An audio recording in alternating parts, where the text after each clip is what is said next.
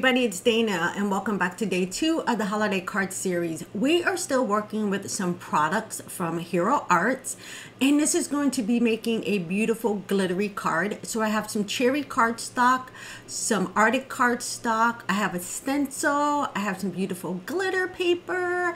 I'm also going to bring in this gorgeous large nested dies. These are the snowflakes. We're going to play with the holiday sentiment strips, some hero paste, because of course we need glitter, and some embossing powder. So let's go ahead and start making this card. Forgot to mention, we're also going to be using some of the granite cardstock from Hero Arts as well. So we're going to bring out this stencil, and this stencil has like random little dots all over it, which I love because it mimics like snowflakes, because as we all know, snowflakes are not all the same. So I'm going to go ahead and place this down on my paper and allow myself a little bit of room at the top and the bottom to remove my stencil. I also used a little bit of purple tape to hold that stencil down. Now look how gorgeous this glitter hero paste is. I'm going to use my Hero Arts spatula for this one, and I'm just going to run that over the paper. Now the key to having like really great stencil effects, especially if you're using a paste or a glitter paste like I'm using here, is not to push too hard. You don't want any of that paste to kind of be seeping underneath your stencil, especially if you have a delicate stencil or like this one here that has a whole bunch of dots on it. You just want to make sure not to press too hard. Also, to guarantee good success is to put on a thin coat. As you can see, I'm just raking the gel back and forth across this, but as I start making sure that my holes are filled in, you're going to see me scrape that off and put it back into the container. So just know, if you have too much on there, just go ahead and lightly scrape your palette knife across your stencil and then put the extra back in the container.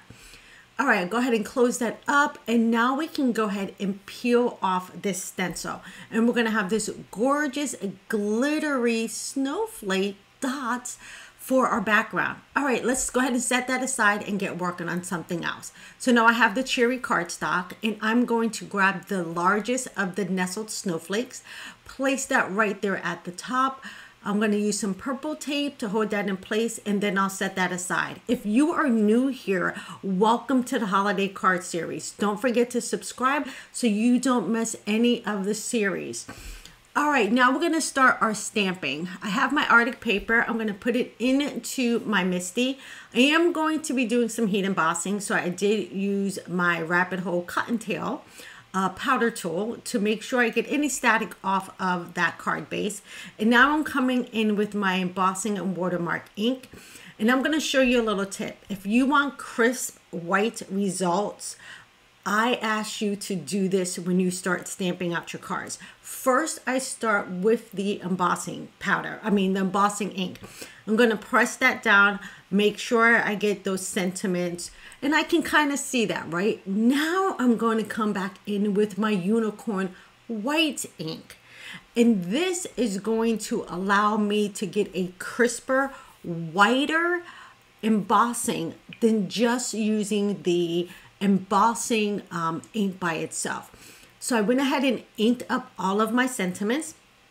I'll go ahead and press that down very gently. I'm just rubbing over this because I really don't want my sentiments to bloom.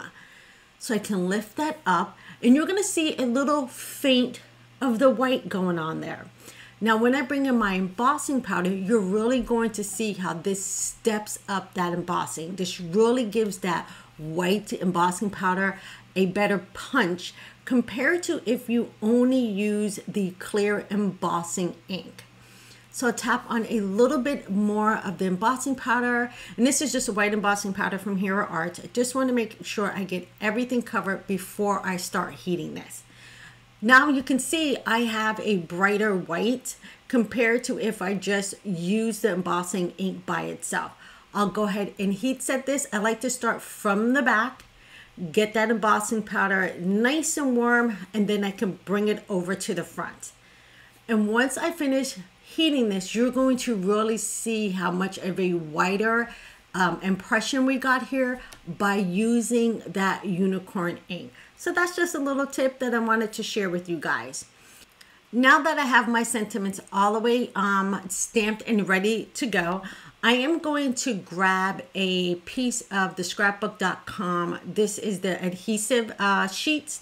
And I just want to place this on the back of my blue panel, just so when I die cut, everything just kind of stays in its shape. And then I'll have a little bit of adhesive to stick this onto my final project later. So this way I don't have to use a whole bunch of glue on this panel. So I'll go ahead and lay that down right on top. And what's great about this adhesive sheets, if you wanted to die cut this out with the coordinating sentiment strips, all of the strips would stay in place and they actually become stickers. So if you have not seen this beautiful stamp and die set married together, it is fantastic. All right, I'm going to bring in a smaller snowflake than the one I had earlier. I believe this is 2 sizes down. And I'm just going to grab out a few of the sentiments that I want that I can use on a card. So I think I'll lay it right there. I make sure to try to get all of the sentiments like evenly between my little snowflake. And then I can use some purple tape to hold that in place. Now, once this is in place, I can go ahead and run this through. But I do have a couple of sentiments at the very top and the very bottom that I can use for another card. So don't throw away those scraps. You see, you can use the joy, the love, and the peace, and the fa la la at the top that you can add to a different card. So once I get this in place, I'm going to run this and my first snowflake panel through my die cutting machine. Now, once we get this die cut, we're going to be able to start assembling our card. So look how pretty that is. I love building up these snowflakes with contrasting colors. Now, I went ahead and I let that gray piece go ahead and dry, but look how pretty that is. That looks so gorgeous. Just a hint of that shimmer on the background really makes that little snowflake pop up. Now with this piece here, I know it's actually way too big, so I'm just going to grab my paper trimmer and trim this down. Now you guys know I like to use a lot of color or different colors when I'm making my holiday cards. But don't forget, I have years and years worth of holiday inspiration for you. Just look in my playlist and you'll see all the years that I've been creating. All right, so now I have a white card base and I trimmed that granite or granite piece a little bit smaller because I wanted to have a white border. And that's actually pulling a little bit of that white onto the card panel. So for the stencil one, I'm just going to go ahead and use some Hero Arts Precision Glue and glue this down to my card base. Now you could do this as well if you had black cardstock and you did this with gold glitter paste, or just this one, this little iridescent glitter paste. That would be so gorgeous as well. Just remember, when you're making holiday cards, do what feels right to you. But I also suggest that you get out of your way and make something that you thought, oh, is a little bit too challenging. I don't know if I can do it. I promise you, you'll be able to do it. All right, so this piece here, I am just going to glue that down. I am going to use a good amount of glue here. And the reason is I have texture on that background. And I need to make sure that this snowflake is going to stay in place. So you see, I put a little bit more glue than I normally would. Again, because there's texture on the background. Just making sure to get all those little dotted areas.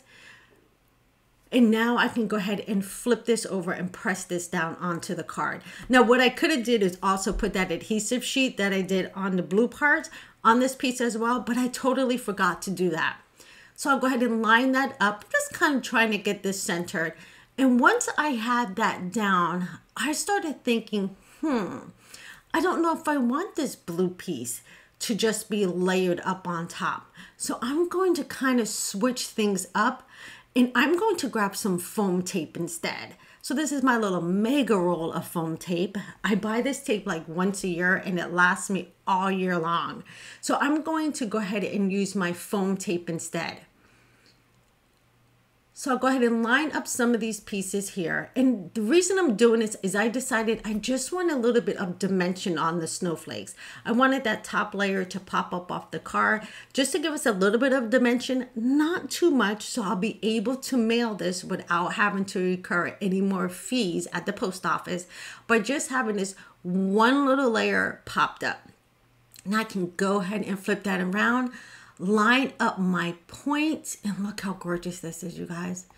And it's simple. So you can mass produce this card. You hear me say this every year. I have cards that I like to mass produce because they're easy, but just not easy. They're absolutely beautiful. And I know your loved ones will love them. All right, I felt like I needed to have, you know, a little bit of more shimmer on this card. So remember, I had that glitter paper. And within the die set, you're also going to get these smaller little snowflakes as well. I like them because they act as like little filler pieces. So I have my Hero Art compact cutter that I keep right on the side of my desk, and it makes it really, really handy to die cut these little tiny pieces without me having to get up and walk across the room.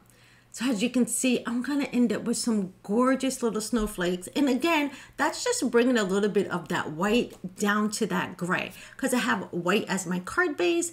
I have white in my lettering. So I want to bring a little bit of that white down to that gray.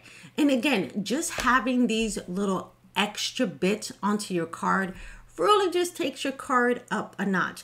Now remember, if you just wanted to keep it nice and simple, you can leave these off. Totally up to you, but I think it just marries in well with the larger snowflakes.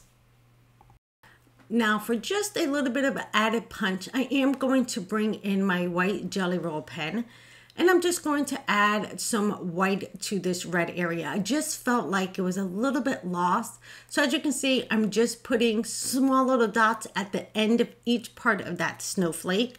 Now, if you didn't want to add the additional glitter snowflakes, this is another way you can bring a little bit more white up to that panel without having to have the addition of the snowflakes. I am going to go around and just do a tad bit of faux stitching. Again, these little details to your cards really make your cards come to life.